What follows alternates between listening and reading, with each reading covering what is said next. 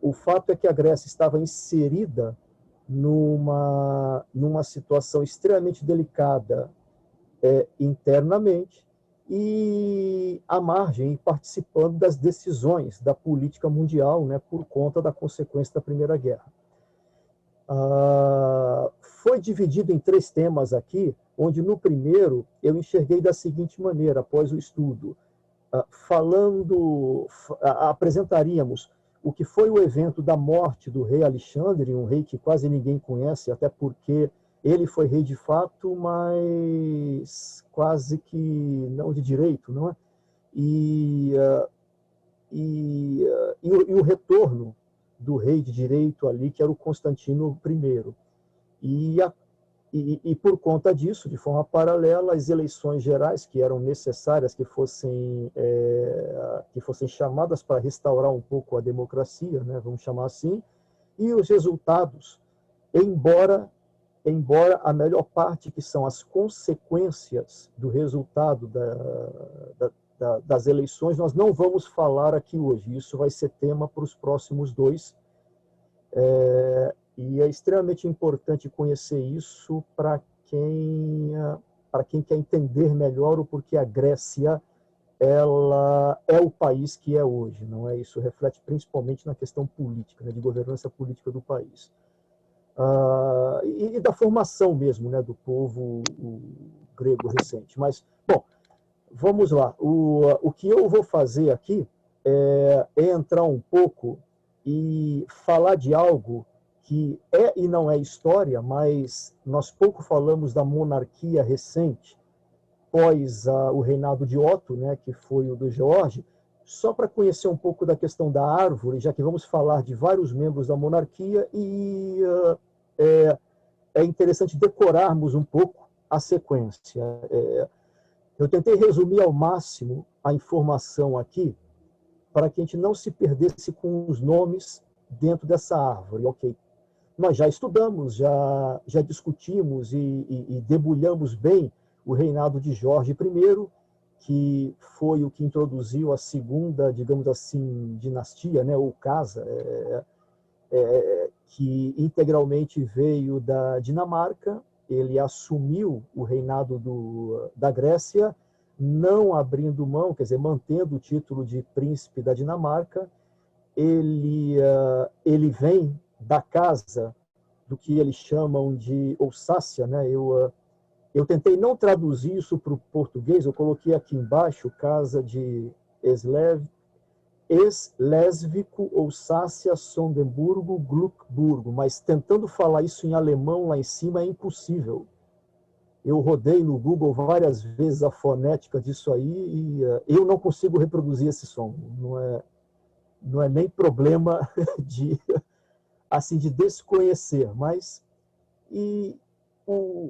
o Jorge ele foi extremamente importante para a revitalização do país, da estrutura, da inserção política dentro da Europa, um pouco da economia. Ele reinou por muito tempo, mas efetivamente quem acaba fazendo história são os seus descendentes, a partir do seu filho Constantino I, que nós também debulhamos o primeiro reinado, não?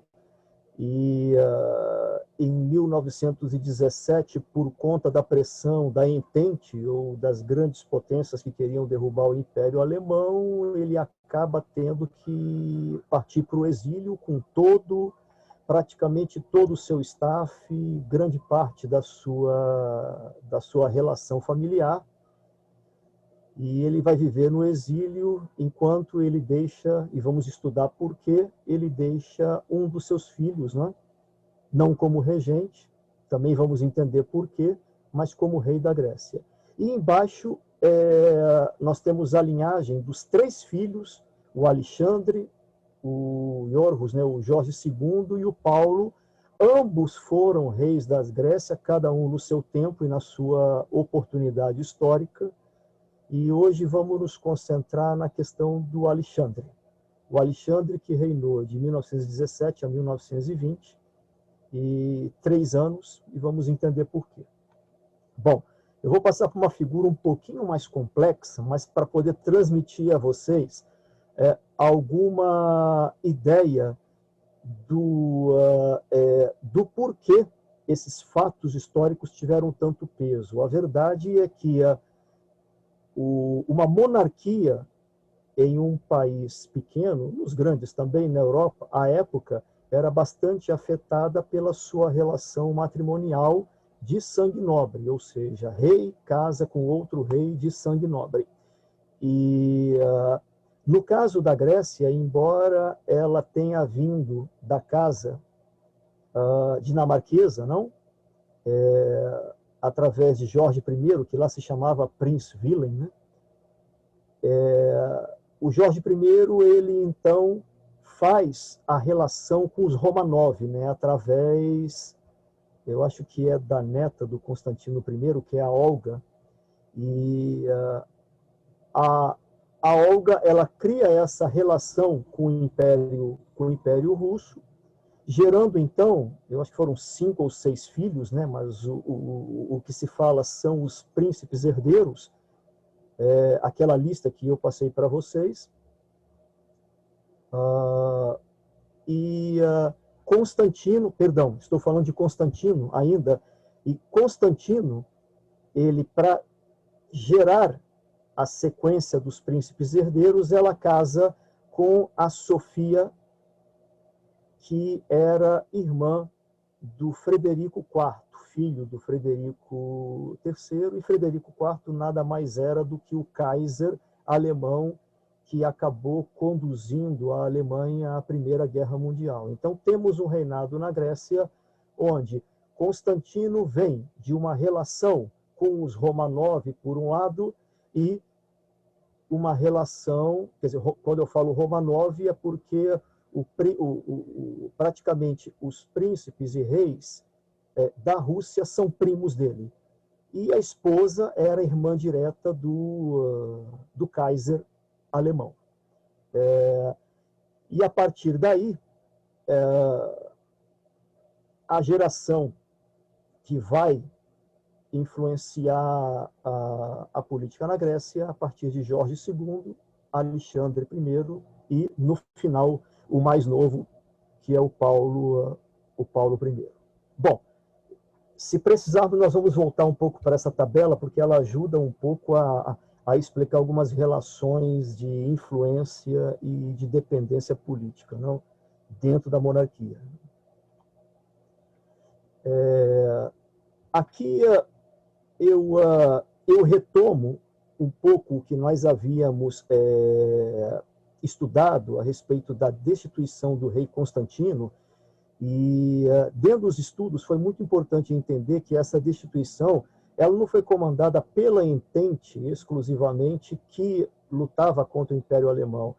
Havia algo por trás disso relacionado à dependência da monarquia, né? onde o governo, perdão, o Império Russo, ele havia sido contra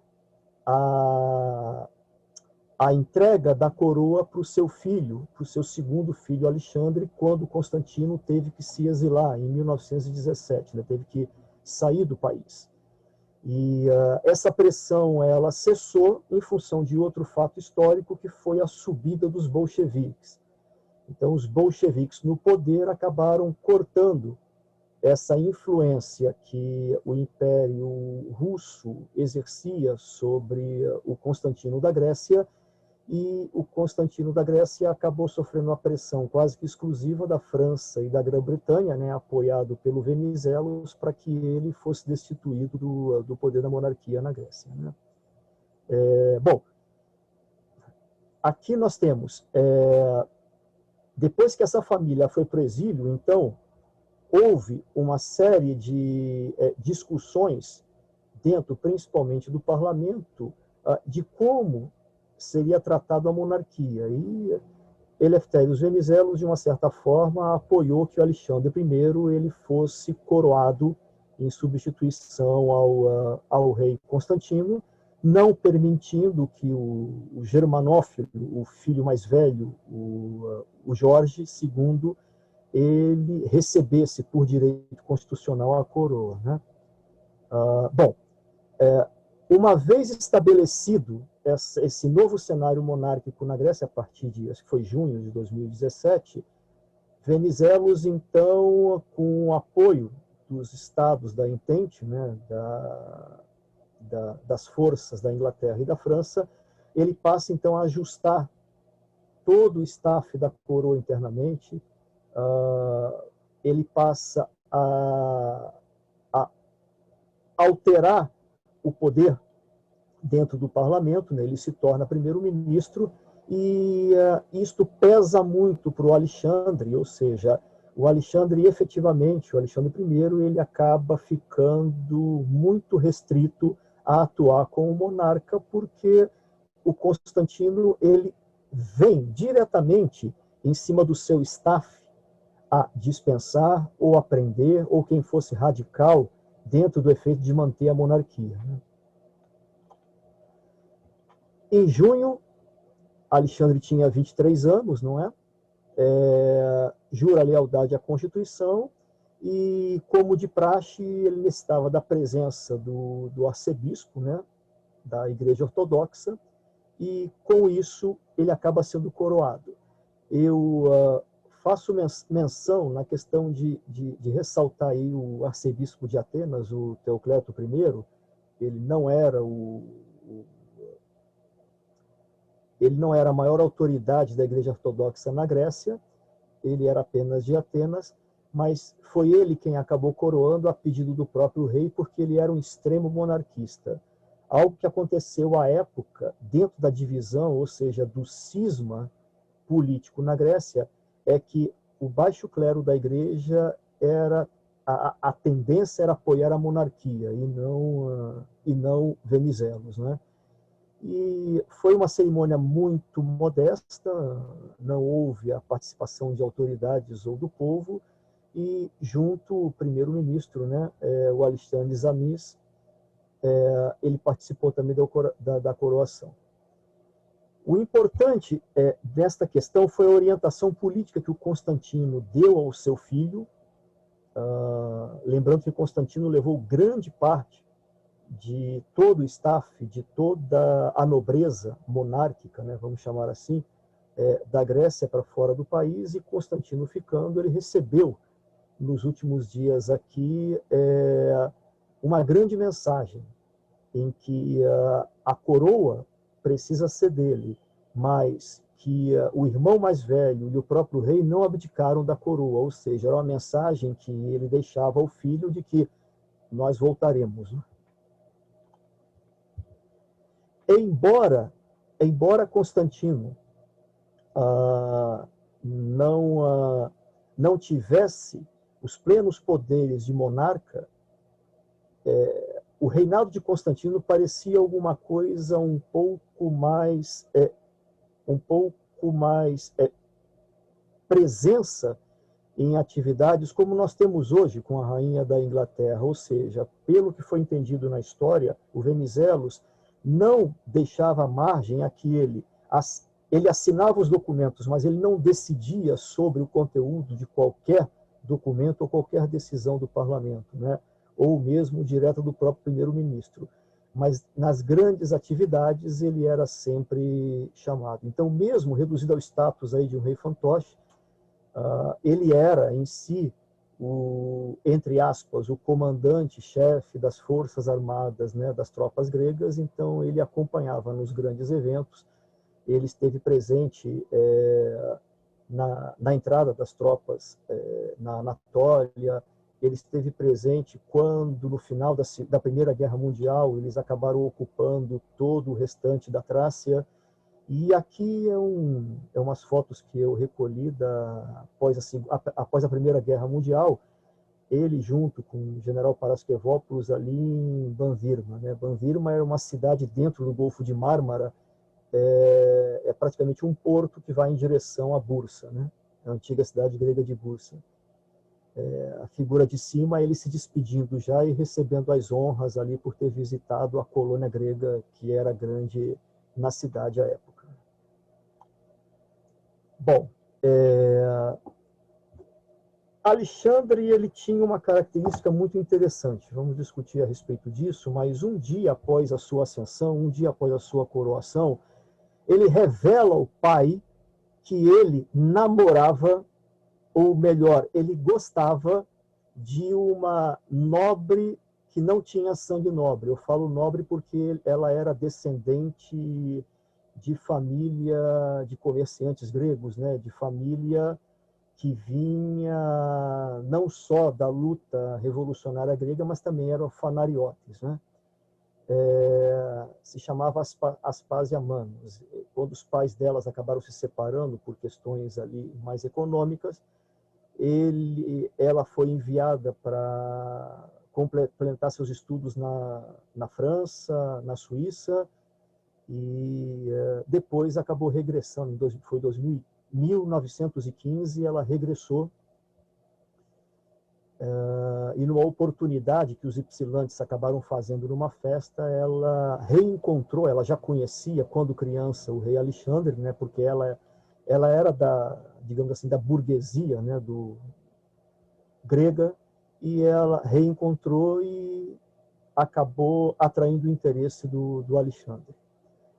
Mas o fato aqui é que Alexandre, ele já apresenta para a monarquia grega já um desvio em cima da natureza do qual deve seguir, deve tomar o seu curso na Grécia, ou seja, o príncipe regente, ou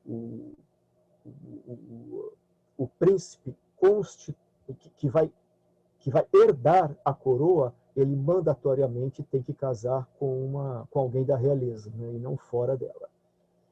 E ele solicitou isso ao Constantino, não sabendo quando seu pai o veria. Ele já estava praticamente namorando a Aspásia há 2 anos, e o pai, numa situação muito delicada, pediu que ele aguardasse até o final da guerra, né, e reconsiderasse o noivado, né, ao ponto que Alexandre concordou. A personalidade do Constantino, ele era bastante diferente, ou talvez porque ele fosse mais novo, né, os seus 23, 24 anos, ele era uma figura bastante apresentável, ele era um grande consumista, ele era apreciador de carros, ele inclusive, eu acho que tinha o carro mais caro da Grécia, que era um carro de corrida à época, 1920. Ele tinha como seu fiel pastor o Fritz, era um pastor alemão que era um grande companheiro dele nas horas vagas, e ao mesmo tempo ele era bastante mulherengo também. A figura acima eu consegui, eu só não sei confirmar se é fato ou não, se a menina que está do lado é a Aspásia, mas retrata o momento do qual Aspásia ela não queria, até mesmo porque ela é de família bastante educada, e ela não queria se envolver com a realeza. Ela entendia o que era a consequência de namorar digamos assim, um membro da família real. E ela evitava de qualquer maneira a aproximação com o Alexandre, mesmo o Alexandre insistindo. E esse encontro na ilha de Spetses aconteceu quando o rei Alexandre ele fugiu da residência, né, onde ele ficava de verão em Tatoi, e acabou surpreendendo ela e passou o verão praticamente, né, 1, 2 semanas com ela nessa ilha. E dizem, eu não sei, historiadores, que aqui é o momento onde se resgatou uma foto dos dois na praia.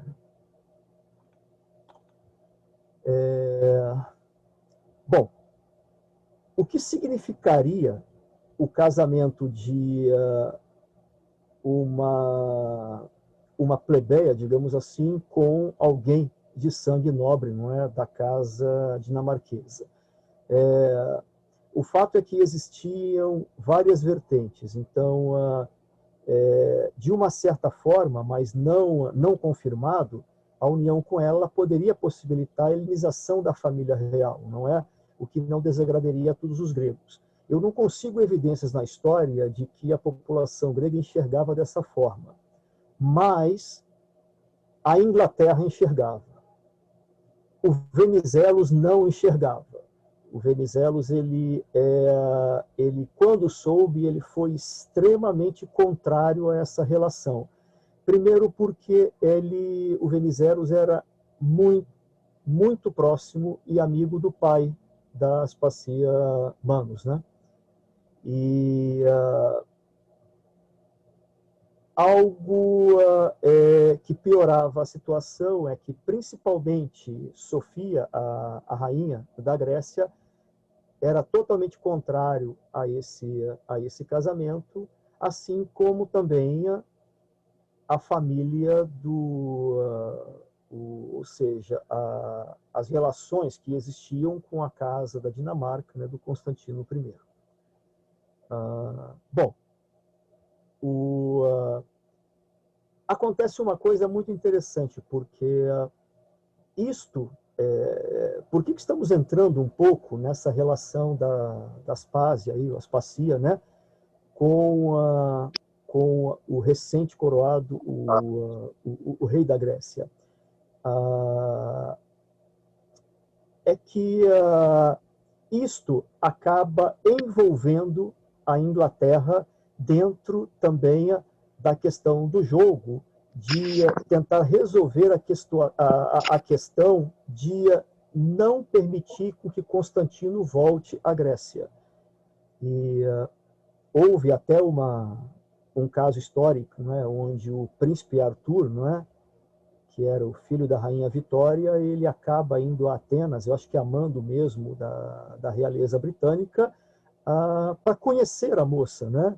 E ele fica tão encantado com a moça, ele retorna dizendo que, além de bonita, educada, inteligente, era extremamente preparada e era verdadeira em tudo que efetivamente ela fazia. E ele mesmo volta dizendo que se o Alexandre I não quiser, ele mesmo casaria com essa grega, né? Isso faz um pouco com que a Inglaterra se polarize nessa questão e fique um pouco mais difícil para o Constantino para legitimar o casamento, né? Bom, passados alguns anos, o Constantino, ele praticamente vivia de namorar Aspásia, assinar documentos sem ler e participar de atividades que era chamado pelo parlamento ou pelo próprio Venizelos, né? E Venizelos, no seu afã de tentar controlar o não retorno do rei, sumariamente ele controlava qualquer comunicação dele com a família exilada, né? Não permitindo de maneira nenhuma ali, até mesmo que os seus pais recebessem a carta, né? Bom, aqui nós já comentamos, né, que o primeiro-ministro ele preferia mesmo era que o Constantino, ou seja, o Venizelos, ele tinha até um plano de recomendar à família real que o Constantino casasse com Maria do Reino Unido, né? Assim fortaleceria os laços com a Inglaterra, que o suportava plenamente dentro das suas atividades políticas na Grécia, né?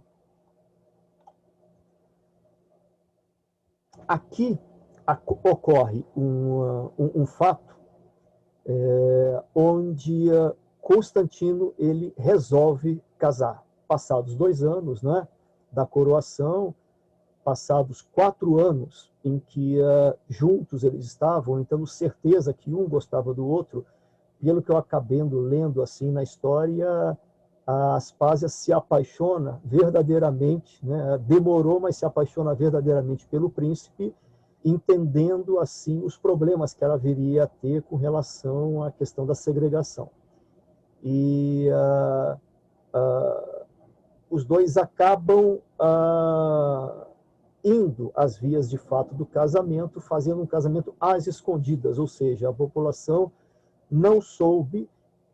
Quem os casou foi o arquimandrita, o Zacharista, né, que era um arquimandrita, digamos assim, monarquista, e ele acabou escondendo esse fato do Melétios. Melétios era o arcebispo grego, não? Que deveria dar a bênção do casamento, e ele acaba escondendo esse fato da Igreja Ortodoxa, né? Quando a Igreja Ortodoxa descobre o fato, o casamento causa um escândalo enorme, colocando Venizelos numa situação muito delicada, e ela é obrigada a sair do país para que a situação não piore, né, digamos assim, dentro do país. Ela, dentro, pelo que eu entendi, praticamente, né, eu acho que só no final da vida, ela nunca teve o título de rainha. Por quem sabia que ela era casada, sempre a chamavam de Madame Manus, ou Madame Manu, né? E por conta assim, do respeito que toda a sociedade tinha frente a ela, era aceita nessas circunstâncias. O príncipe o príncipe Alexander, enquanto ela ficou no exílio, ele tirava proveito das atividades, quando ele era chamado pelo Venizelos a comparecer na conferência de Paris ou na Itália, para desdobrar a questão dos tratados de paz e das fronteiras. Ele sempre aproveitava, como não tinha função nenhuma, a não ser da imagem nesses encontros, né, junto com as outras autoridades internacionais, ele fugia para se encontrar com Aspásia como se fosse um romance. Então, ou seja, dentro da história se vê que o príncipe que virou rei e que por 3 anos assumiu a coroa da Grécia, ele foi mais que um fantoche, ele foi um enamorado e viveu uma vida romântica, não é? Não entendendo o que acontecia com a Grécia. Até que,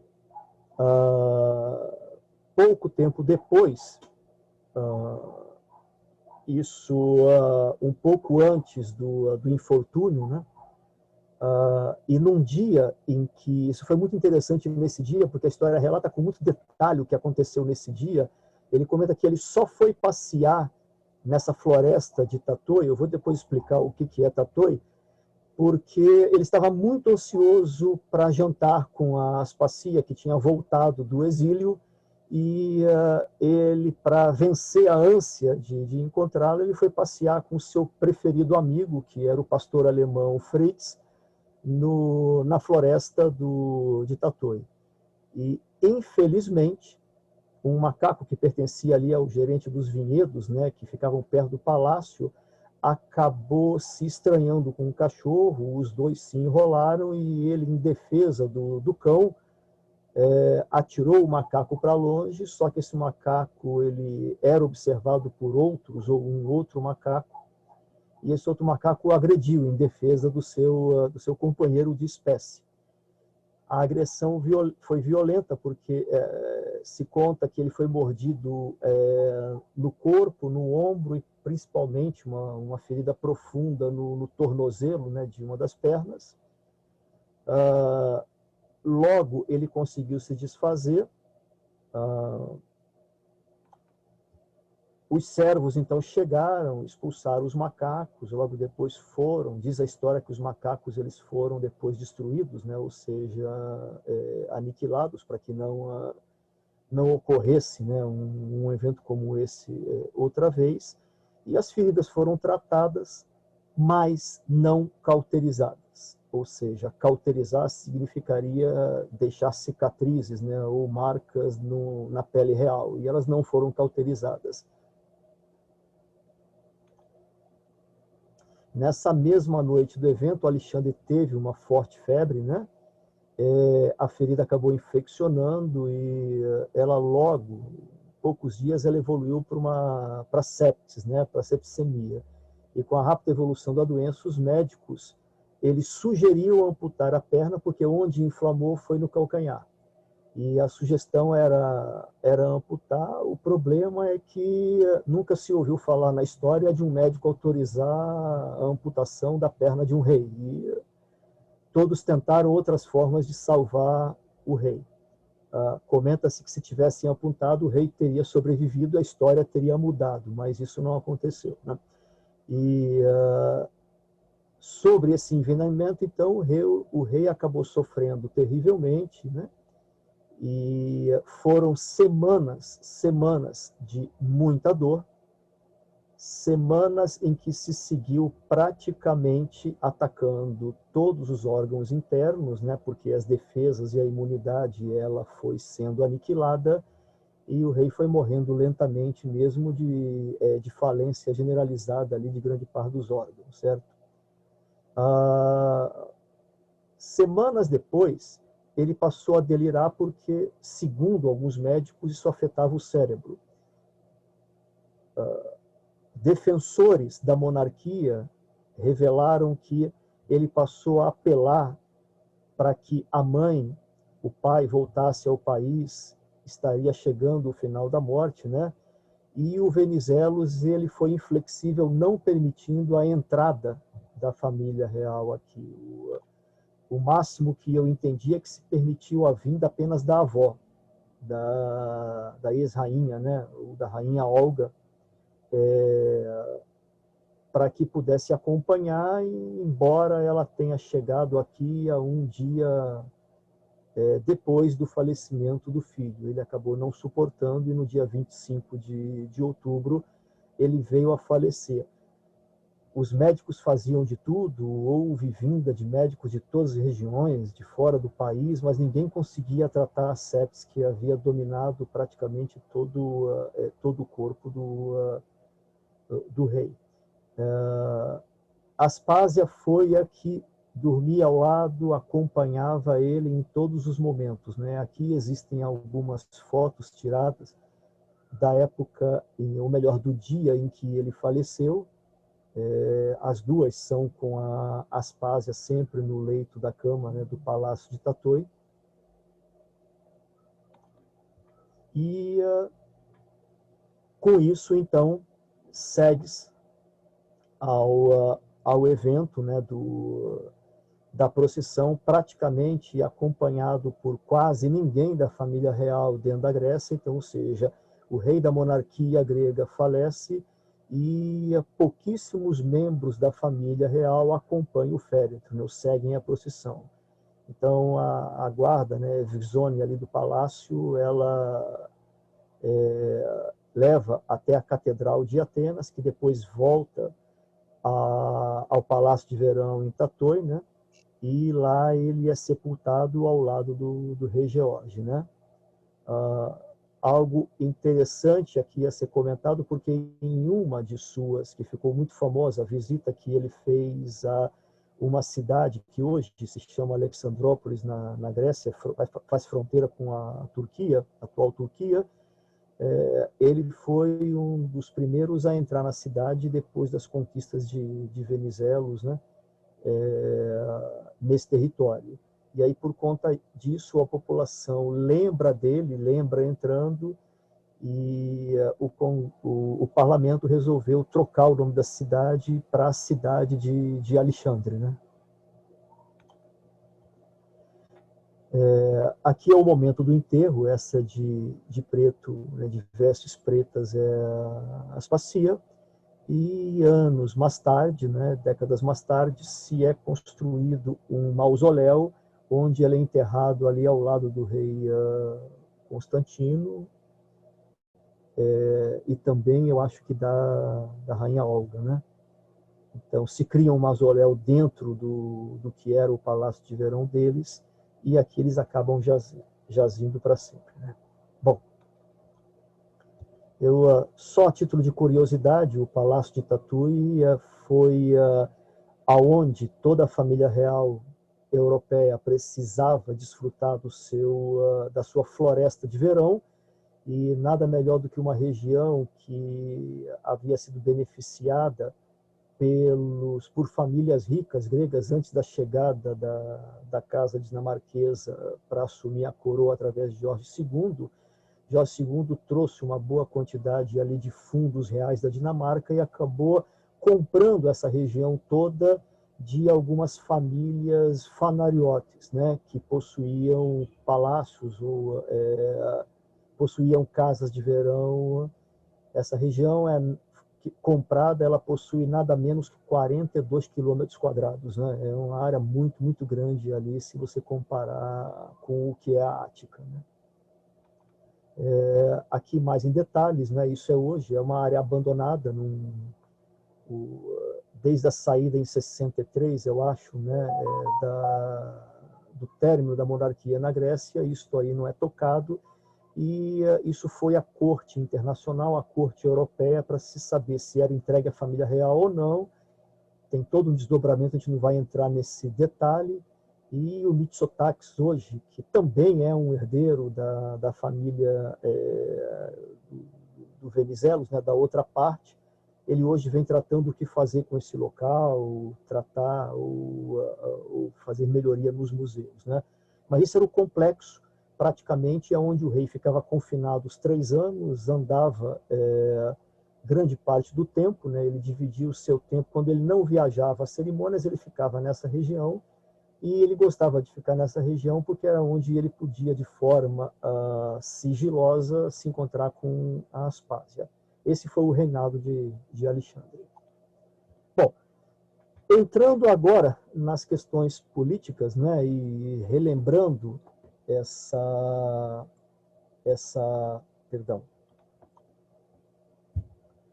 relembrando o trabalho de Venizelos, vale lembrar aqui que, terminada a Primeira Guerra, o Venizelos ele se ausentou muito do país, então ele concentrou seus esforços aí em maximizar os ganhos na Grécia no pós-guerra, porque, como político e delegado dos representantes da Entente, ele era a melhor pessoa que conseguia não só equilibrar, mas esclarecer dentro de todas vamos dizer assim, as reuniões dos grandes líderes, né, nas decisões a serem tratadas para a pacificação da Europa e redefinição das fronteiras. Ele conhecia como ninguém o lado oriental da Europa, né? Ou seja, o que era domínio, o que era ex-domínio ali do grande Império Otomano. Então, por quase 2 anos ele passou no exterior. Então, a Grécia, dentro, ou seja, de 1919 e 1920, ela teve um rei que namorava bastante e um grande líder que cuidava da política externa ou do futuro do país fora do reinado, fora da Grécia, né? De forma muito satisfatória, ele gerou grandes ganhos, né? Então, praticamente, quando o Tratado de Sèvres ele já se esboça e já é posto em prática no final de 2019, em 1920, ele regressa então, e daí as coisas começam a acontecer na Grécia, certo? Bom, temos aqui o final de 1920 é que foram meses assim bastante agitados para a Grécia. E tudo começa em agosto de 1920, ainda com o Venizelos trabalhando em Paris. Há um atentado, e esse atentado ele vai gerar algum estupim na Grécia muito importante, concomitantemente com o retorno dele ao parlamento, né? O que aconteceu aqui é que, enquanto ele andava perto da estação acho que é Legare, né, em Paris, há uma séria tentativa de assassinato à pistola, né? Ele escapou por um triz disso, e a notícia que se espalha é que os autores do atentado eram partidários dos monarquistas, ou seja, né, do rei Constantino. Eu não entrei a fundo, eu não sei se existe material suficiente que justifique se isso é verdade ou não, mas foi essa versão que acabou ficando, e essa versão cria uma animosidade dos partidários de Venizelos muito grande em Atenas. Bom, Venizelos, então, em setembro, né, em 7 de setembro de 1920, retorna à Grécia.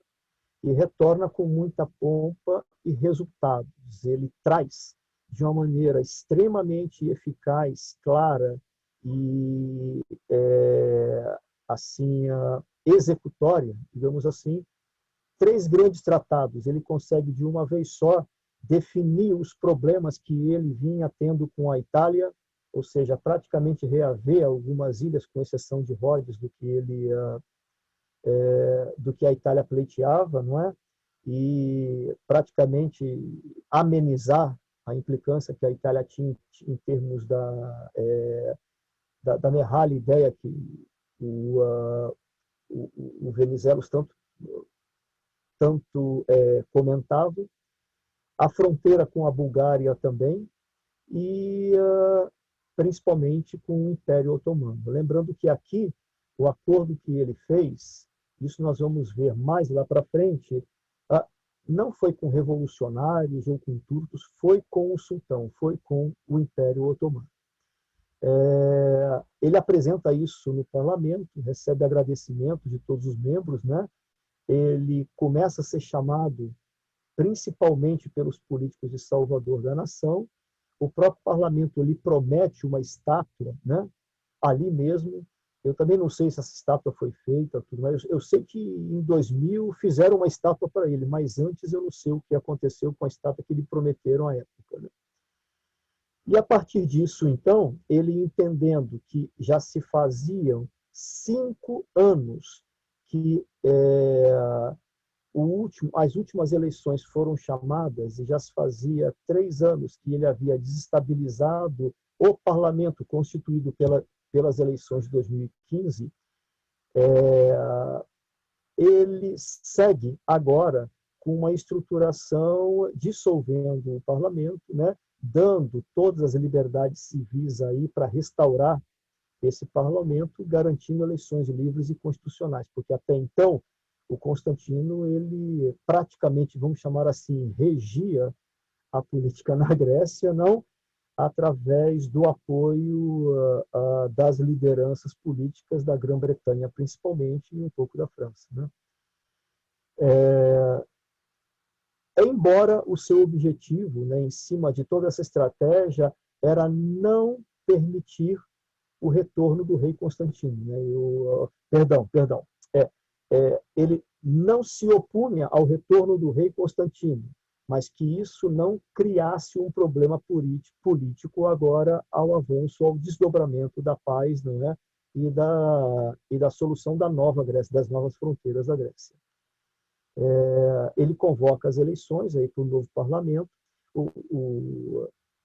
que ocorram ainda dentro do outono de 1920, e uma tentativa aí de atenuar principalmente os ônibus dos monarquistas na Grécia. Né?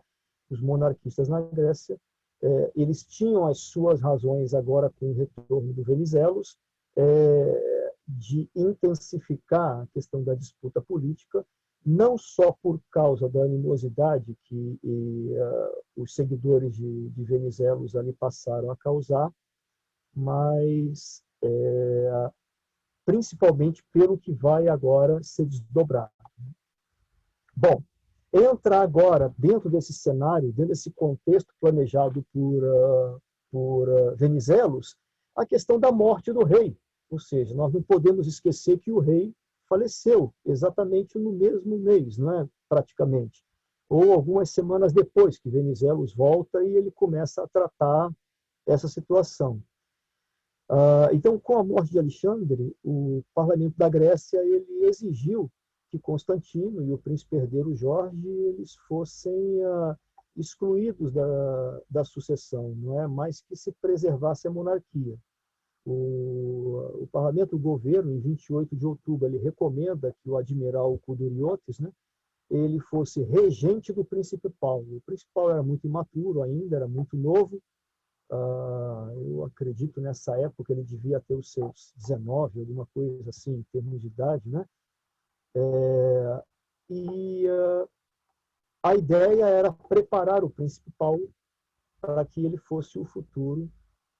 O ponto é que o trabalho de Constantino ele havia sido muito bem elaborado e o príncipe Paulo, ainda novo, ele rejeita o papel de regente, comentando que o trono pertence ao pai, e o pai ainda é rei com a morte do filho Alexandre, não é?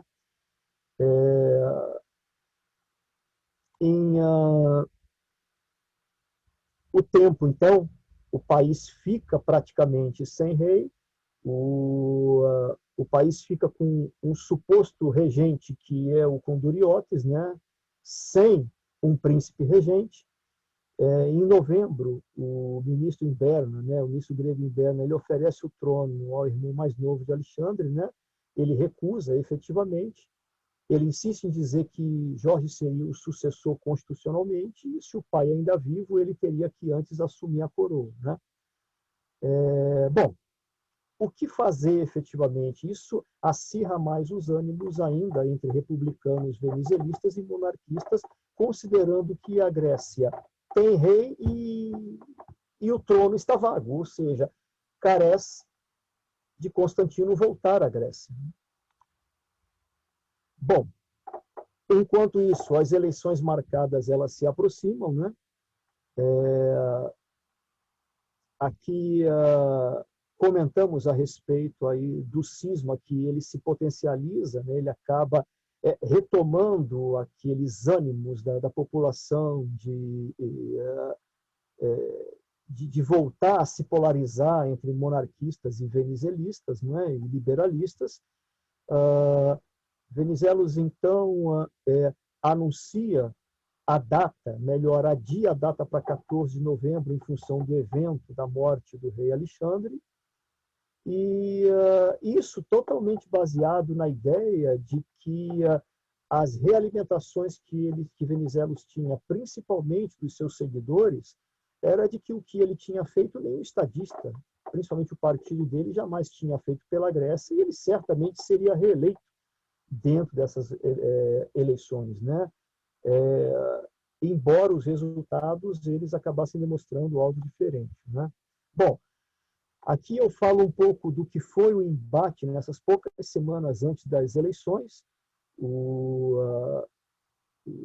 Foi muito forte a discussão nos jornais na Grécia. Essa caricatura aparecia muito e caracterizava muito bem como a Grécia acabou ficando polarizada para as eleições do parlamento. Quando eu falo as eleições do parlamento, não se restringia ao que era o antigo reinado da Grécia, né? Estamos falando também aos territórios não só ocupados, como também comissionados, né? Ou seja, aqueles territórios nos quais a Entente acabou dando comissionamento à Grécia para que ela pudesse ocupar com o exército. E a polarização entre os dois líderes de partidos, né? Ou seja, existia o grande partido, que era o do Venizelos, o Partido Liberal, e o segundo maior partido, que era o nacionalista do Dragumis, né? O Dragumis é essa figura que menos calva, que está à esquerda, disputando o Evzone, né? O eleitor grego vestido de tchulá, onde ele tinha que escolher entre o sim de manutenção da política venizelista, de expansionismo, de busca realmente de ampliação do império e da agregação dos gregos desamparados na Anatólia, ou o não, que os partidos de oposição acabaram se pendurando no segundo grande maior partido, que era o de Dragumis, o Partido Nacionalista, ou melhor, o partido que apoiava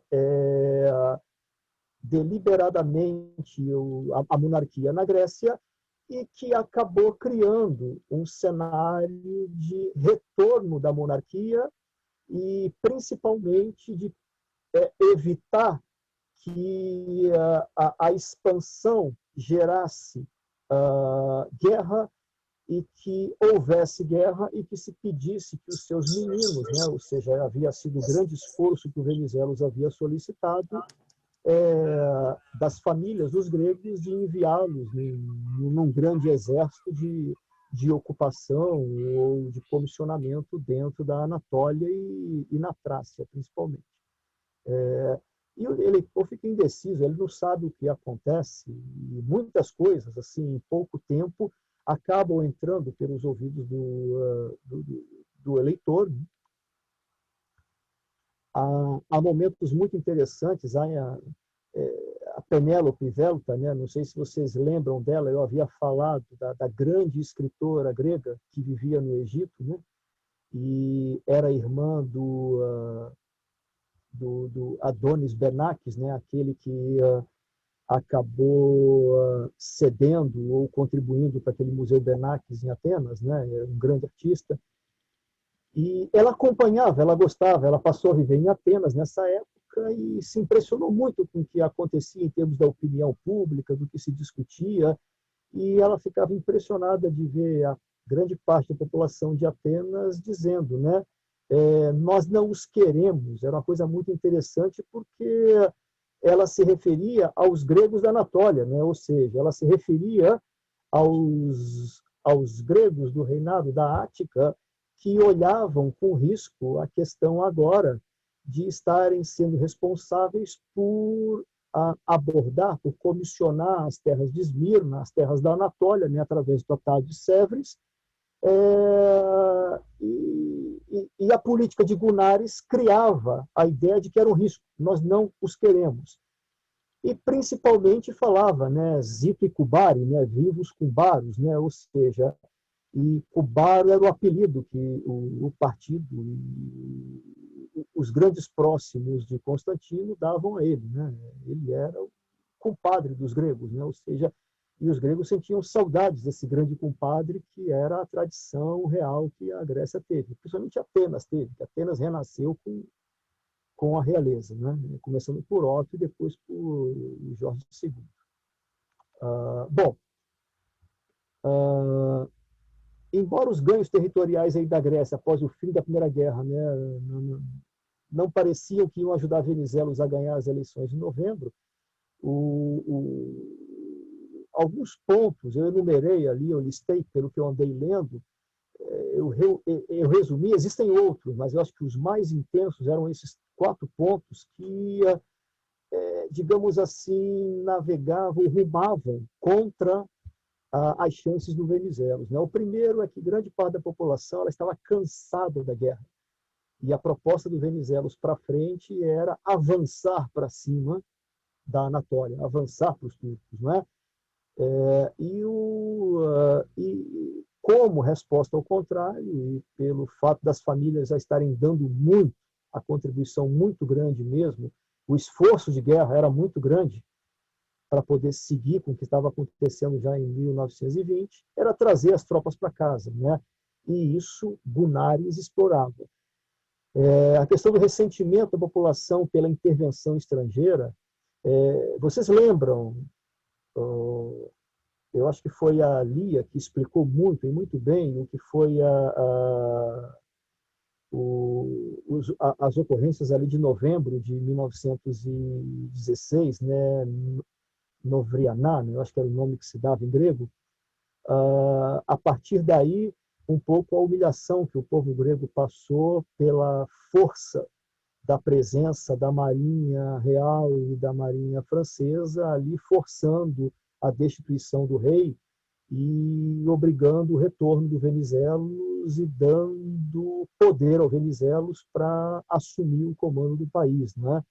E, a partir dali, Venizelos deu sequência a esse poder, destituindo, demitindo muitos oficiais do exército, ou seja, colocando numa situação muito delicada nobres, pessoas influentes que defendiam a nobreza e deixando eles à margem do que aconteceu com o pós-guerra. Bom, e isso não ficou aí, ele perseguiu muitos políticos. Venizelos, né? E esses políticos não ficaram parados, eles trabalharam e continuaram. Bom, isso é tema depois, nós vamos discutir aí depois. Esses políticos incomodaram muito, ou seja, também foram afastados pelo Venizelos e eles dedicaram grande parte da sua vida agora a chamar o Venizelos ali do grande diávolo, né? E o que acontecia nas novas terras, né? Ou seja, as novas terras, quando eram comissionadas ou quando elas eram incorporadas ao reinado da Grécia, elas não tinham só a população grega. Lembra, até então não houve troca de população, então você tinha ainda contingente de população muçulmana. Judia era muito particular, os judeus tinham muito medo de terem que seguir uma política nacionalista grega, né? E você tinha à margem, na fronteira, a população falante eslava, né? Principalmente ali na fronteira da Macedônia, da Albânia, da Bulgária, com o sentimento voltado para o lado monárquico, porque o lado monárquico ele parecia ser mais, digamos assim, hegemônico, né? Perdão, mais aberto, né? E não aquela política muito mais centrada do Venizelos e focadas na expansão ali da Megaliveia. Isso, mais ou menos, do que eu li, resumindo bastante, é o que pode explicar a derrota de Venizelos aí em poucos dias. A derrota de Venizelos, que em poucos dias ele acaba vendo que não tinha espaço efetivamente no país e ele deixa o país, né? Bom, falando da eleição que ocorreu, simplificando bastante, esse foi o resultado da eleição. Embora o Venizelos tivesse tido a maioria absoluta dos votos, aconteceu por conta do critério de receber os assentos no parlamento. O Partido Liberal lutou praticamente contra todos os outros partidos, né? Então, não houve uma disputa entre o Partido Liberal e o Partido Nacionalista, né?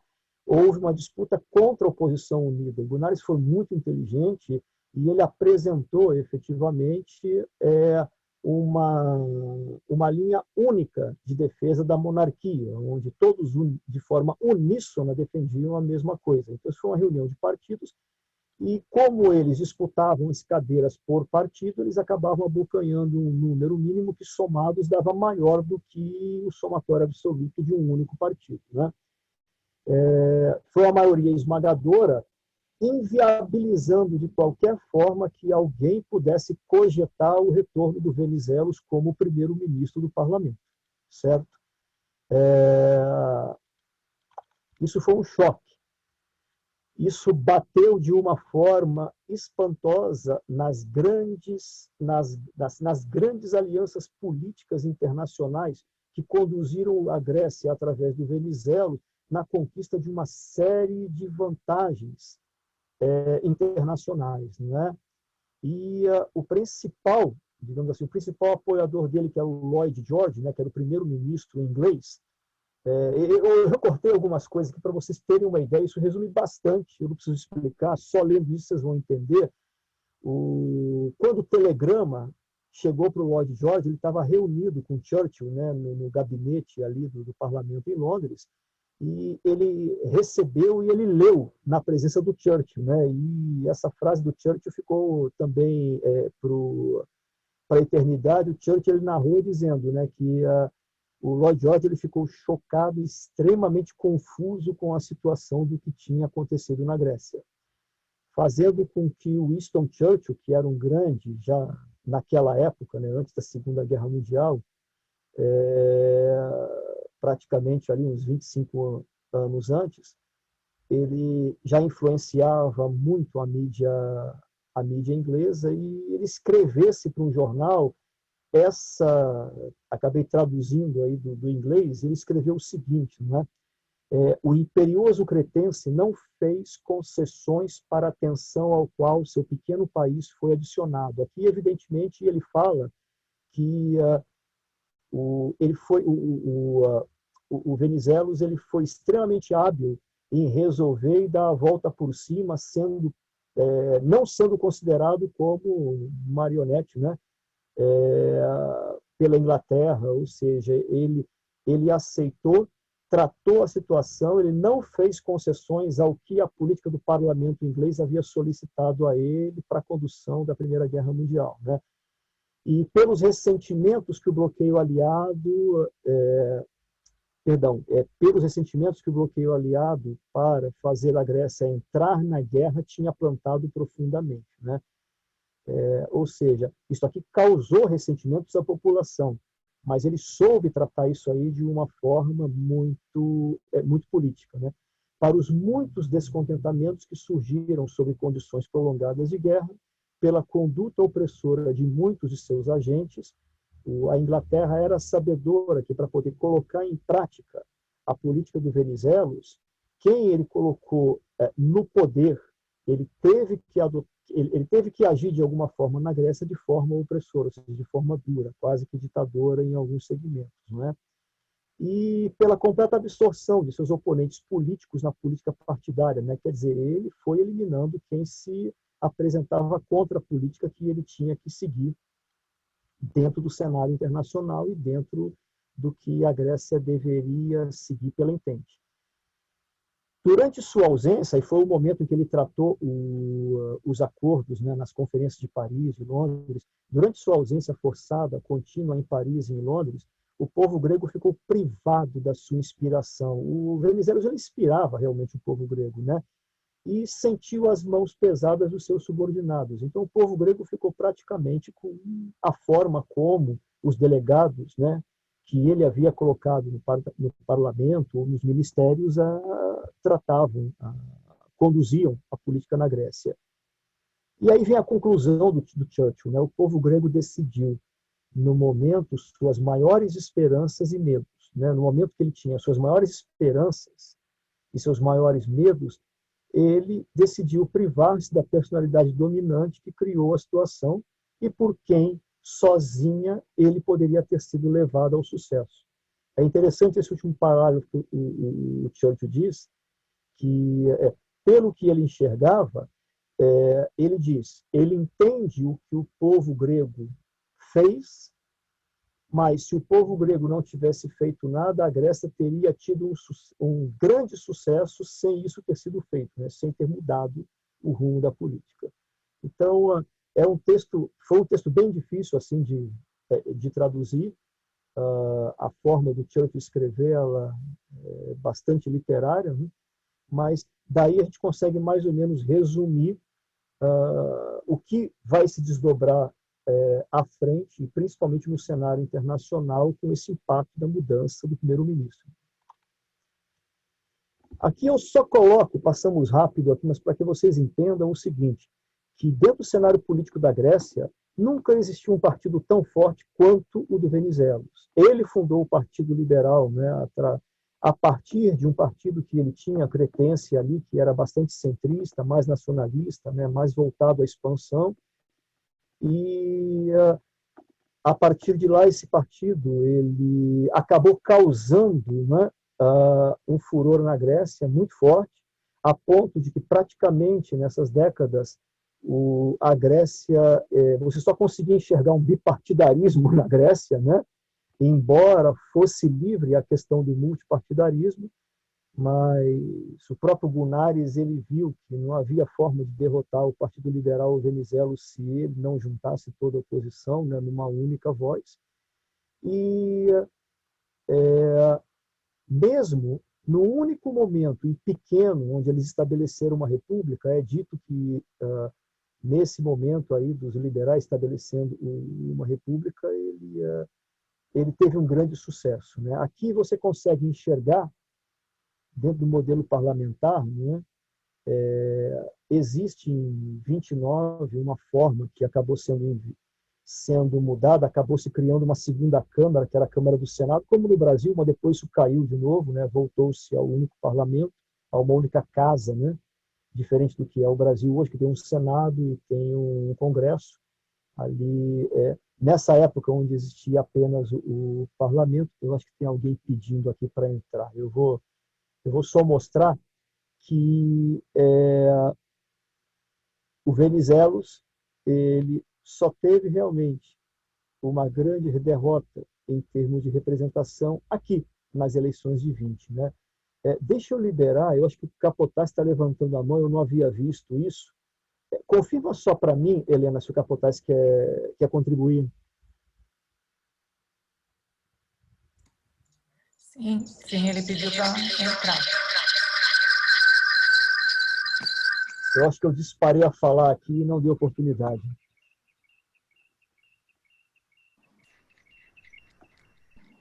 Olá, estão me ouvindo? Oi, sim, alto e claro.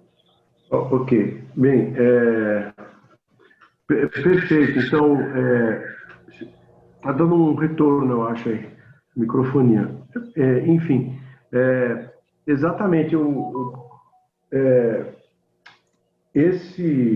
toda essa apresentação, ela descreve perfeitamente a importância de um lance fortuito e casual da fortuna, que foi a morte do rei Alexandre. E o que isso representou para todo o desenvolvimento histórico posterior, né? Num momento crucial, no momento em que a Grécia estava no processo de construção da sua grande ideia, né?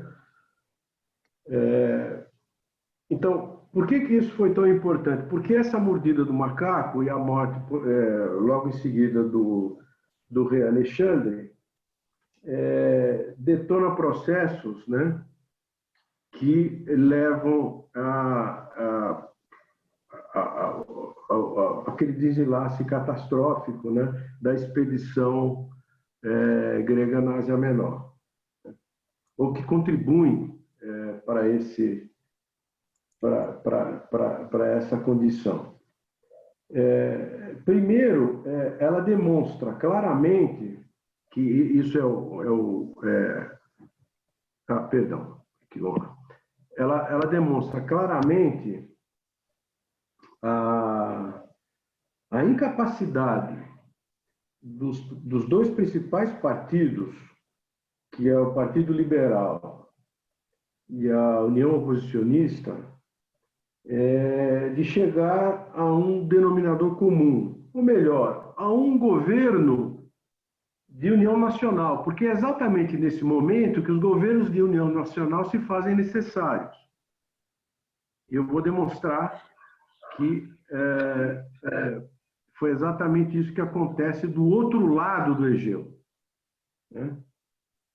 Então, num momento crucial histórico, onde se faz necessário, então, um sacrifício político para fazer frente à gravíssima situação externa em que estava a Grécia naquele momento, aquilo foi tomado ao contrário, como uma forma como um elemento de combate político, né? E como uma ferramenta, né, para uma campanha política, né?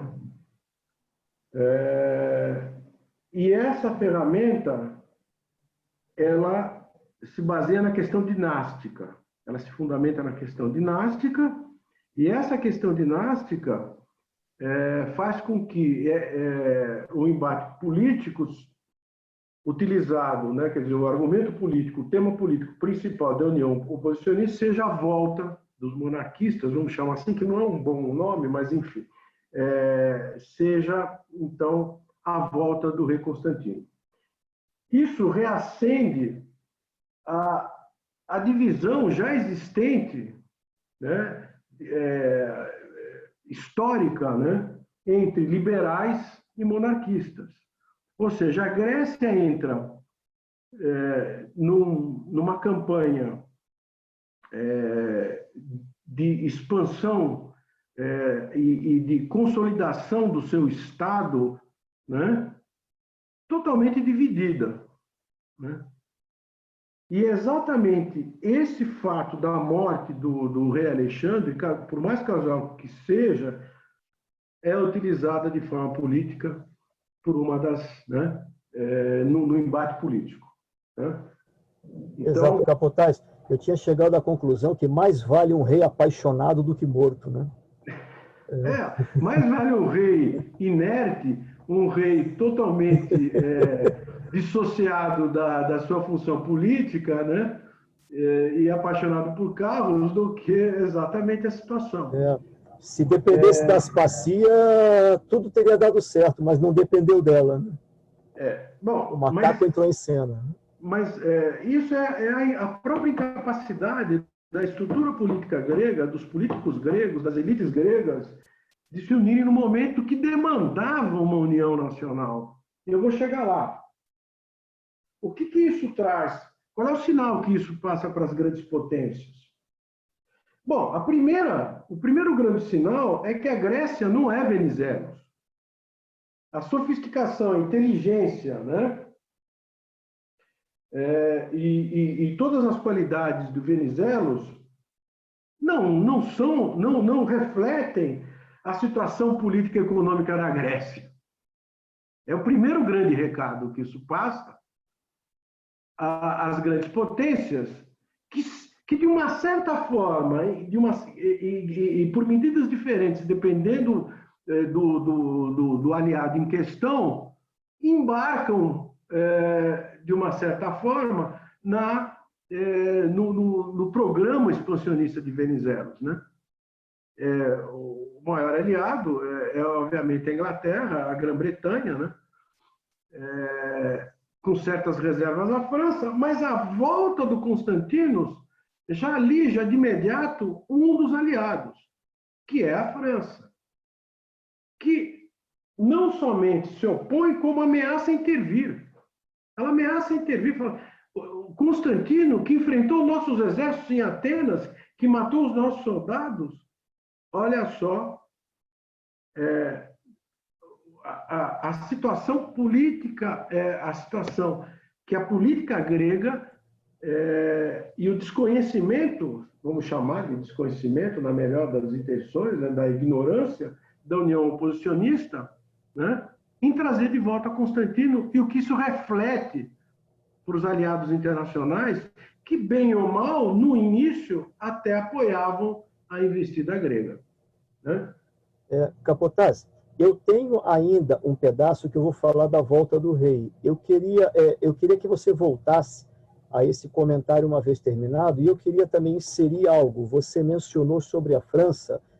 Existe um material onde eu li em que ele descrevia a saia justa que estava dos representantes franceses, onde muitos deles estavam no parlamento, quando do retorno do rei, e eles tinham que receber o rei.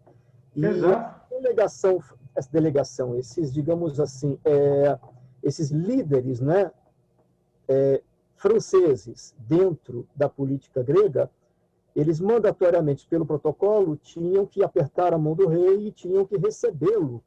E eles estavam numa saia justa. Se eu fizer isso, isso aparecerá nos jornais do mundo inteiro e vão dizer que eu aceito esse rei.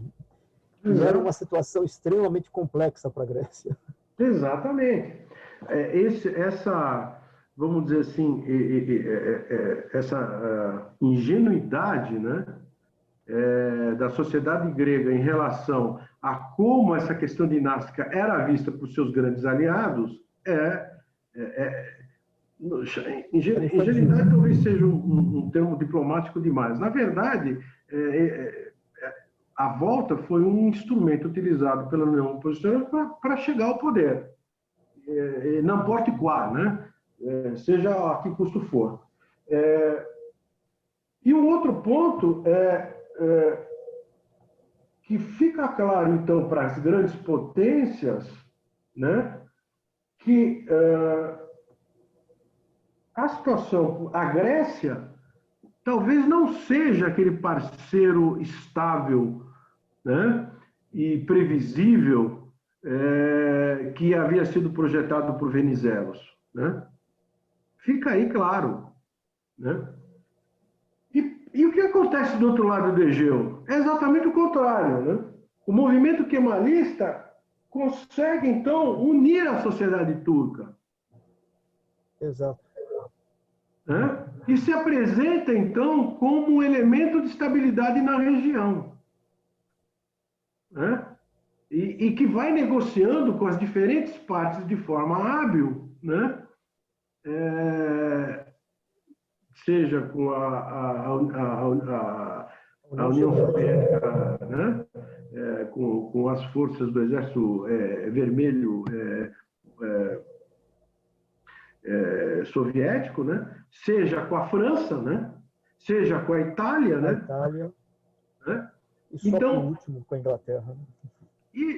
E no final, né, que é o último a bandear de lado, né, e se apresenta então como um candidato, né, à potência regional no lugar do Império Otomano, né, e que era o postulado pela Grécia, né, e apoiada inicialmente esse posto de potência regional, né, de um elemento de equilíbrio regional, era a ideia do Lloyd George desde o início, né, tendo em vista a derrocada do Império Otomano.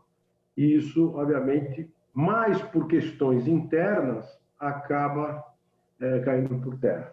Então, eu só queria enfatizar a importância, então, desse macaco, né, no desfecho histórico do Mediterrâneo Oriental. Mas eles foram mortos, viu? Os servos acabaram com o problema, eles mataram os macacos. Eu vou agora entrar numa questão interessante sobre o referendo. Então, uma vez ganha as eleições, entra o referendo. E aí, dentro do referendo, vamos... Deixa eu só... Bom, então, dando sequência aqui, terminadas as eleições, não é? O Partido Liberal acaba tomando uma séria derrota, né, por parte de toda a formação da oposição, e Venizelos apresenta para o regente, que era o Kuduriotis, né, a renúncia do gabinete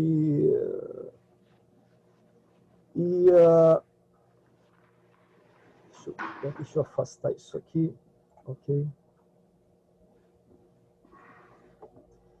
Bom, um gabinete, então, passa a ser formado ali pelo idoso estatista, né, o Dimitrios Rallis, né? Esse Rallis eu cheguei até a tentar buscar se ele era descendente daquela família que criou um império naval comercial enorme a partir das cidades russas e que estabeleceu uma grande empresa em Londres. Eu não consegui chegar a muita conclusão. Alguns provam que outros comentam que não existe muita evidência, né? Passados, é claro, falamos aqui praticamente 70 anos depois, não é? Até porque nessa época os Rallis já se estabilizam ali como força econômica comercial na região, na Europa, né? Que então pediu ao Kuduriatis que renunciasse à regência. A rainha Olga, né, a viúva, foi então nomeada regente no lugar do Kuduriatis, na expectativa de que o rei retornasse em breve à Grécia, né? Então, ou seja, o caminho começa a tomar uma nova vertente. O líder inspirador, Venizelos, ele é destituído do poder, ele já não tem mais como impedir que a coroa retorne à Grécia. A rainha, a mãe do ex-rei, é nomeado regente, e é claro que o próximo passo seria o parlamento, recém-formado, preparasse algo para trazer os reis de volta. O Rallis, como ele era bastante experiente, ele arranjou, no entanto, ele gerou a ideia de se fazer um referendo, né, sobre a questão, né, devemos ou não trazer o rei? Deixemos a população responder. Nesse ínterim, o Venizelos ele vai à França resolver uma série, ele deixa a Grécia, né, vai morar na França, e daí, então, o que acontece é uma verdadeira, ou seja, uma nova onda de discussões no país, não é? E dessa vez os aliados ainda, né, principalmente a Inglaterra, né, mas forçados pela França, que tentam impedir de qualquer maneira que o rei retorne, passam a fomentar o Partido Liberal ainda, mesmo sem a liderança do Venizelos, né, passa a fomentar a ideia de que a vinda do rei seria uma péssima ideia para a Grécia, porque a Grécia hoje vive do dinheiro, do empréstimo internacional, de grandes caminhos que fomentam, ou seja, onde a economia hoje se lastreia, e a presença do rei ali faria com que Inglaterra ou França, né, voltassem a criar as mesmas dificuldades anteriores, né, para o país. Bom, existe esse propósito ostensivo era totalmente focado para que a população não votasse no referendo a favor do retorno do rei. A imprensa venizelista ela trabalha lentamente e tarda a conscientizar a população praticamente começa a ler essa argumentação toda apenas nos jornais na véspera do dia do referendo, coisa que o Gunaris ou o Hallis eles são muito mais eficientes, criando uma série de contra-argumentos, dizendo que o inimigo da Grécia é a França, e a França é contra a monarquia, e eles começam a mostrar que isso tudo é a favor especificamente dos interesses da França, né?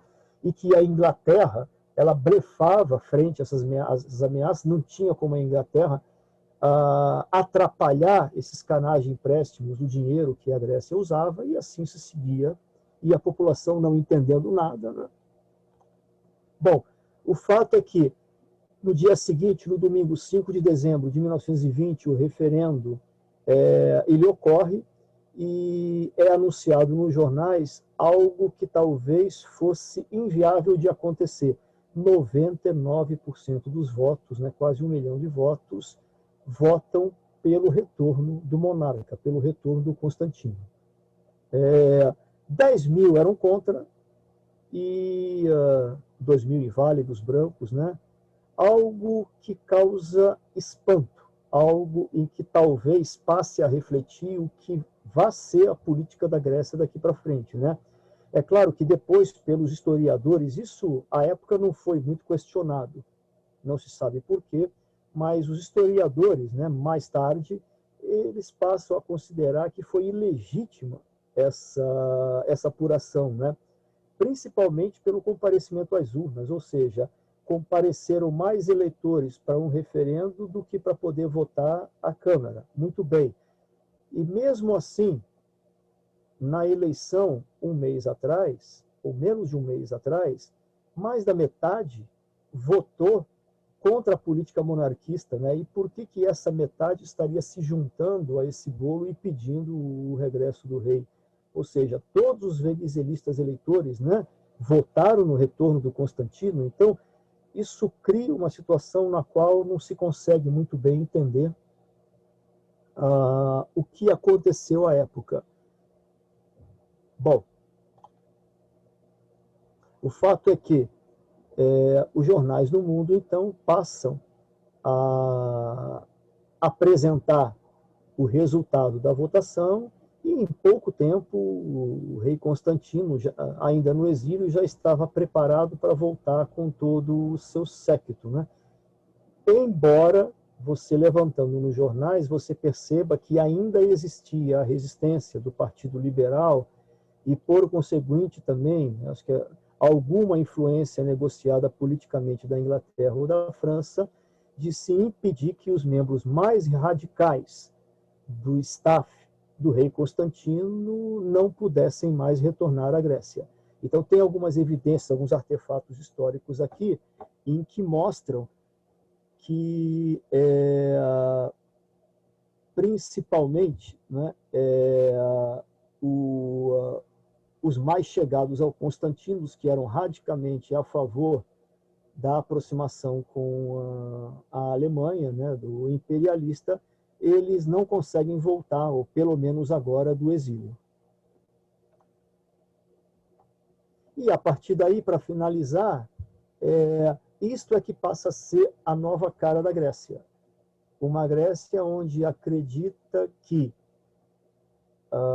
o futuro e o destino é um cenário apaixonado pela monarquia.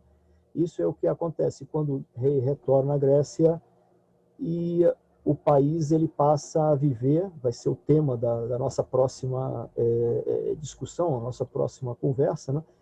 Passa a viver as consequências, não vou dizer populismo aqui, mas de uma monarquia, né, apaixonada e de um parlamento no qual agora se constitui fundamentado a uma política monarquista que não vai refletir muito bem com a necessidade do cenário internacional no qual a Grécia está imbuída ou estava se desenvolvendo, né? Eu não vou entrar no mérito agora, vamos discutir isso depois, a gente vai falar mais do governo Rallis para frente, não? E o que acontece no parlamento, né? Como isso se desdobra. É uma situação muito interessante, ou seja, o que acontece dentro da Grécia e que vai refletir pesadamente na situação dos pobres gregos que agora estão na Anatólia. Há um grande esforço de guerra agora na Anatólia para dar sequência às promessas que o Venizelos fez, né? Para o expansionismo grego. Okay? Bom, aqui eu queria abrir um pouco curiosidades, quem quiser entrar em algum tema do que foi discutido aqui, se quiserem fazer perguntas ou agregar algum comentário, fiquem à vontade, ok? Helena, eu abro aí para discussão.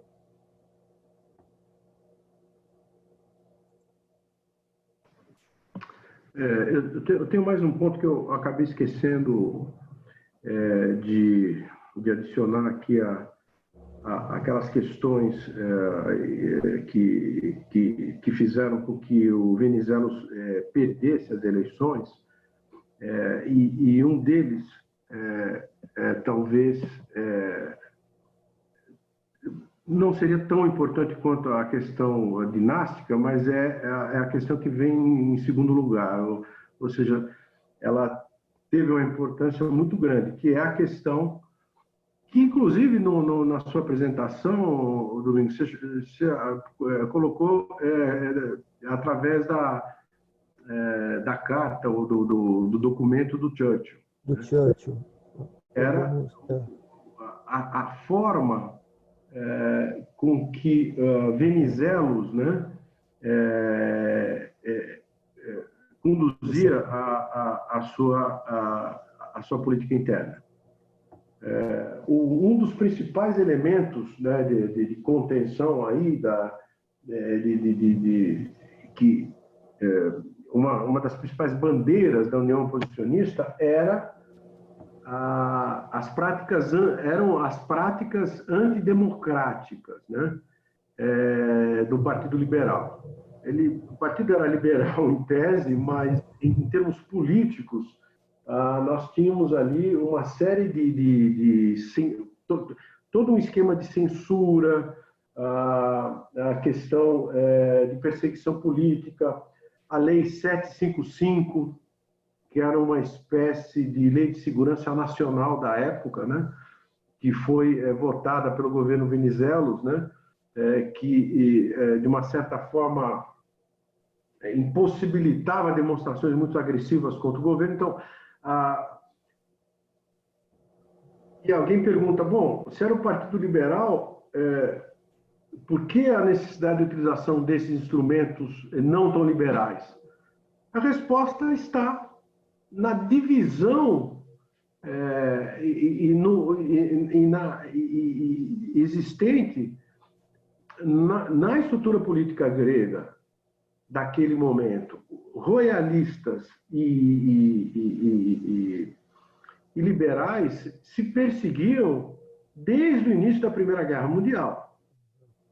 E era uma prática comum, né, adotada por ambos os lados, que se revezavam no poder, a utilização desses expedientes. Mas no momento de guerra, torna-se mais importante ainda a utilização desse expediente, né? No momento em que um grande esforço militar, né, e que exige todo o esforço de recrutamento, de mobilização, esses instrumentos, obviamente, são mais utilizados, né? E se isso possibilitou, então, a mobilização e toda uma organização para a expedição anatólica, foi exatamente essa bandeira que a União Oposicionista levanta, né, para combater politicamente Venizelos. Então, vejam só que não importa o grande objetivo que é a constituição das fronteiras nacionais e a incorporação de grandes populações gregas. Isso não importa para a política grega. Isso é um segundo assunto para uma grande porção da elite grega. Isso não é importante. O que é importante é o poder. Tá? Então, o maior inimigo nesse grande esforço do início da década de 20, de constituir as novas fronteiras e de limitar e formar, vamos dizer assim, um novo Estado grego, o grande inimigo desse esforço são os próprios gregos. Na verdade, é essa a conclusão que alguém pode chegar, né, analisando esse período político. Era isso que eu queria adicionar. O que me impressionou assim na busca, não, pela razão do porquê houve esse tipo assim de escolha, existem várias vertentes, não? Primeiro, o fato do Venizelos abominar o poder monárquico, porque ele entendia que o poder monárquico ele abusava do poder legítimo parlamentar, não é? Trocando como quisesse o primeiro-ministro ou tomando decisões que fossem de cunho praticamente não nacional. O segundo é a alienação ou como as informações chegavam ao eleitor. E o eleitor grego ele não tinha, eu acho que à época, perfil ou característica. Era você praticamente segmentava aquele eleitor monárquico do reinado, que se estendia da Ática, talvez até a Tessália, você tinha as ilhas, não, que buscavam muito mais segurança, você tinha a Anatólia, você tinha a Trácia, você tinha minorias dentro dessas regiões, e era difícil você buscar a percepção por parte deles do que era a política na Grécia e em quem eu devo votar. Facilmente manipuláveis pelos slogans, digamos assim, dos partidos que queriam apresentar razões para quem você deve votar, né? Ou para por que você deve votar. Ficou muito interessante assim de ver aquele logo do Evzoni escolhendo eu voto né ou voto oxe, né? O que eu ou seja, eu não tenho ideia no que é que eu vou votar aqui. E cada líder de partido forçando para que ele tente escolher um caminho. Não? É muito confuso entender essa situação. E, por fim, você vê o referendo. Né? Que referendo é esse? Eu não consegui entender no referendo o que significou a volta monárquica, ou seja, A população, acho que ela não entendia o que era o papel do rei. O papel do rei na sociedade grega, acho que ele talvez até entendesse. O que ele não entendia é o que era o papel político do rei dentro do futuro do país. Não? Talvez ainda amarrado a um cenário de Otto, a um cenário em que era um lastro para o país para que ele pudesse se desenvolver. E talvez o que o Venizelos quisesse comentar ou quisesse levar era: não dependemos hoje mais de um rei. Hoje o cenário é muito mais complexo internacionalmente e você tem que fazer isso aí através de outros instrumentos, não é? E a população não tinha, talvez, a habilidade de enxergar ou de tratar isso. Né?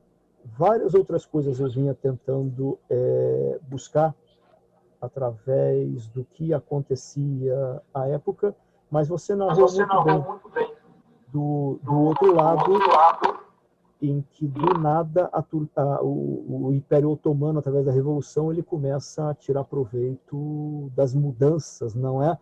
Que a Grécia não se importava com o que acontecia em termos de mudança no mundo, né? Em termos de, por mais que estivesse bem assessorado com Inglaterra, com França, apresentando uma série de caminhos, ou seja, a escuridão da monarquia fazia... Outro ponto interessante é que, embora nós hoje sigamos os relatos historiadores onde eles elogiam Venizelos, parece que à época não existia essa certeza histórica ou avaliativa, ou seja, não existia, mesmo por parte dos estudiosos, eu não falo dos grandes políticos internacionais, mas da própria imprensa ou dos estudiosos, que o Venizelos fosse um grande benfeitor, ou fosse, talvez caísse um pouco no que o Capotaz mencionou. Venizelos não era a Grécia. Então era difícil a Grécia como povo, a Grécia como uma pátria, ela se encaixar na competência ou na ambição do Venizelos. Né? Talvez fosse um pouco nessa linha. Bom.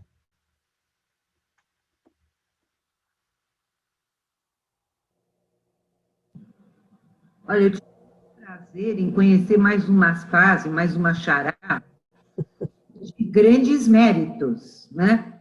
Que até entendi que, além de parecer muito bonita, né? Parece que ela era uma mulher bonita, parece que ela que segurou, né? Ela que foi o esteio para ele, né? Na doença, enfim. Embora ela tivesse sido, sei lá, negada ou renegada. Mas eu achei interessante, eu não sabia. Você sabe que era muito interessante, assim, tem muita coisa escrita sobre ela, e parece que tem um livro recente, ou algo, uma pesquisa recente, em que mostra que ela era muito mais competente do que os historiadores tratavam, não?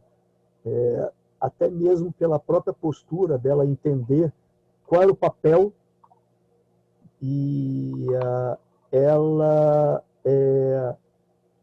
trabalhava como se fosse protegendo não só a realeza, mas protegendo também a nobreza, ou seja, a classe média grega, dentro desse imbróglio no qual ela acabou se envolvendo, porque, pelos historiadores, isso só aconteceu porque ele conseguiu conquistar o coração dela, porque pela Aspásia ela não ia atrás do Constantino, não. E aí ela tomou uma decisão importante, sabendo que ela tinha que se anular em algumas... Eu não sabia dessa Aspásia, não sabia mesmo Ela teve uma filha com Constantino, e essa filha, eu acho que se chama, meu Deus, Helena, Alessandro ou Helena, não me lembro, é um dos dois. E essa filha dela casa com um príncipe da Iugoslávia, e ela vira, eu acho que princesa da Iugoslávia, através do rei da Iugoslávia. Né? Escute só uma perguntinha. O Paulo, esse Paulo que não aceitou ser o regente, Pavlos, né? Vai ser o Paulo que depois vai ele assumir, mesmo. que é o pai da princesa Sofia, Ele mesmo, vai ser o pai, muito mulher bem, do rei da vai Espanha, ser, rainha da Espanha agora, né? vai ser ele mesmo, vai ser o rei grego que praticamente ficou no Egito ali, vendo os alemães ocupar o país, né? Já é bem recente a Frederica, né? Com a Frederica e tal. Tá.